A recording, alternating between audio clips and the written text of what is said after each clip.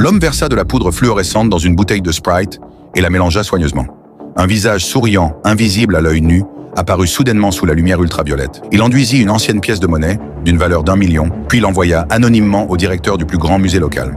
Lorsque le directeur reçut cette rare pièce antique, il la prit dans ses mains sans méfiance pour l'examiner.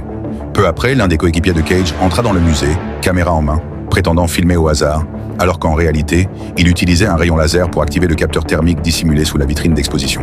En apprenant la nouvelle, le directeur se précipita au coffre pour vérifier la situation, et en tapant le code sur le clavier, il y laissa involontairement les traces de la poudre fluorescente sur les touches.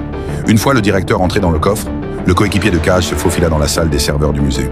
Là, il découpa le conduit de protection des câbles, y introduisit un petit contrôleur préparé à l'avance et se connecta aux lignes du système de vidéosurveillance. Pendant ce temps, Cage, déguisé en technicien de maintenance, entra dans le musée sous prétexte de vérifier le système de sécurité. Une fois dans les toilettes, il se débarrassa de son uniforme pour se fondre dans la foule comme un simple